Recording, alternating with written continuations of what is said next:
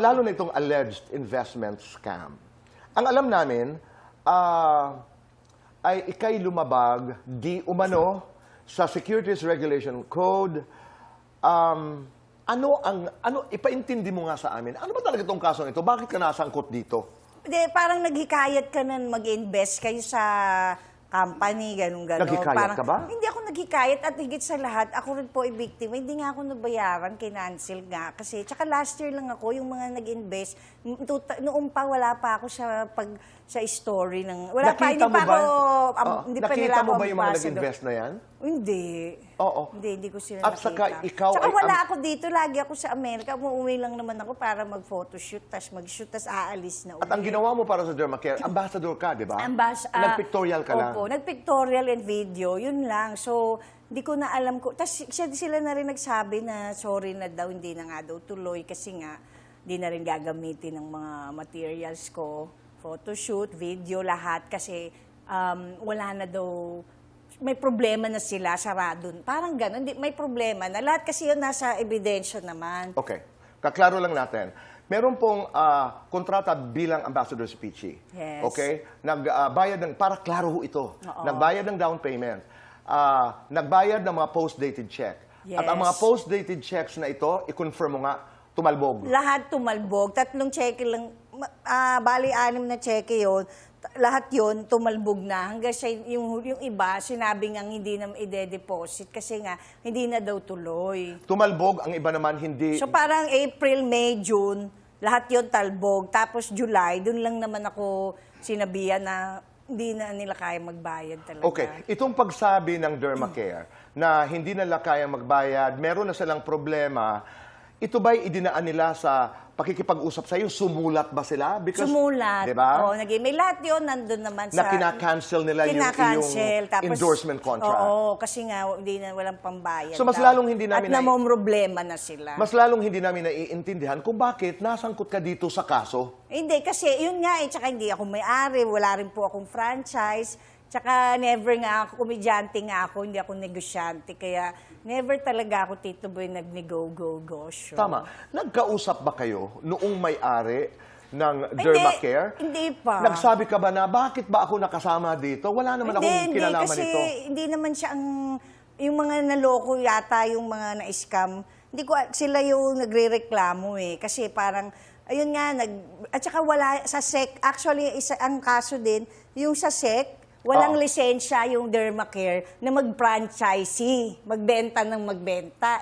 Ano connection ko doon? Never naman ako nagbenta. Tama. Kahit nga nagpa-facial, di na rin ako nakapagpa-facial. Okay. Kasi shoot lang yon isang beses. Wala, kasi nga, hindi naman ako taga dito din. Kaya, kumbaga, wala akong panahon. Hindi ka taga rito. I mean, You were lagi spending ako, a lot of time kasi sa nag-aaral US. si Athena doon, iniiwan ko siya Tama. parati eh. Oo. Kaya kailangan bumalik ako agad. Bali- Kaya rin tumalbog yung cheque kasi sabay-sabay na pagpirma, pag-shoot, pictorial, tapos uuwi na ako agad the next day. Kaya isang araw lang or dalawang bali, araw yun lang lang- lahat ng negosasyon. Lahat ng endorsements ko yun. Yun lang ang ginawa mo para sa Dermacare. Yung pictorial lang, yung video. Isang araw lang yun. Parang isang araw, di ba? Oo. Oo. Tapos tumalbog lahat ng cheque. Ang Oo, nag-good lang ang down payment. Hindi. Tumalbog nga lahat. Tapos, okay. Pero pinilit nilang magbayad. Tapos hindi na nga, sabi nila, hindi na nila kaya.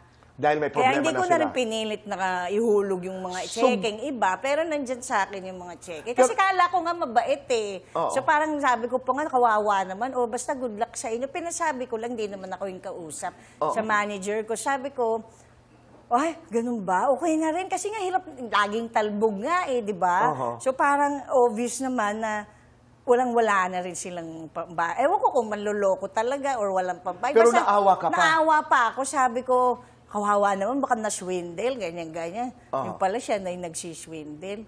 Oo. Di ba? Kaya dapat ang hanapin yung may-ari, hindi... Di ba? Minsan mahirap masyadong mabait. Totoo. Kasi parang pagtitripan ka na lang. Oo.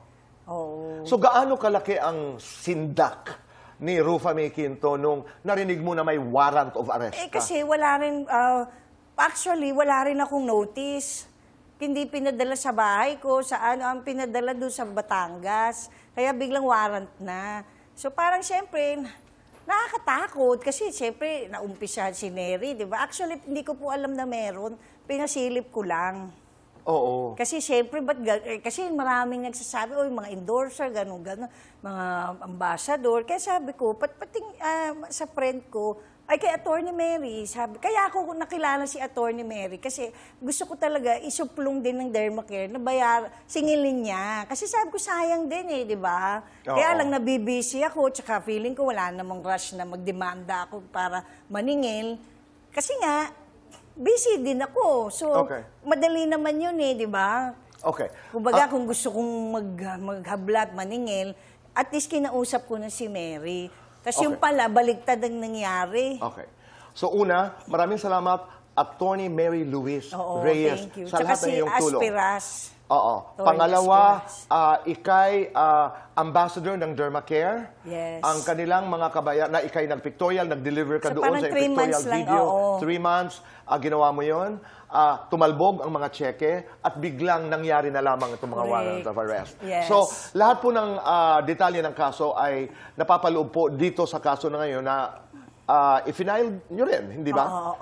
Which is being handled by Attorney Mary. Yes. Okay naman, maganda naman ang nangyari. So, kaunting ano na lang, siguro mas magandang maayos na to lahat. Kasi gusto ko na mawala sa sistema Tama. ko, Dermacare, dahil ayoko na yung mga heavy drama na negative. Okay, yung diba? NBI na lang, anong nangyari? Yung sa NBI, pagpunta ko doon, sinundun sa immigration muna, tapos sa kanila, turn over. Tapos pumunta muna kami sa office kasi nga may medical din bago mag-bail sa Pasay. Kaya lang, late na kaming natapos kasi nga daming, alam mo na, mga gagawin. So, kulang sa oras. Kaya yun. Kaya kami tumagal hanggang umabot sa the next day. Tapos hearing na din. Okay. Kaya todo na talaga yung naranasan So, ano ko. ang estado ng kaso ngayon? Hindi ko alam kung anong mga tawag sa ganun eh. Oo. Kasi wala akong alam sa lolo. You stayed overnight sa NBI kasama si Attorney Mary? Oo, kasama si Attorney Mary. Tsaka si Arlie. Oo. Pero lahat ito ay inaayos? Lahat naman to maayos na. Ayoko lang sabi ng basta-basta kasi mas maganda siya na lang. Pero good news naman po ang balita. Kaya salamat din to myself. Okay. Ilang diba? mga... Kailangan ko lang umuwi para malinawin ng lahat.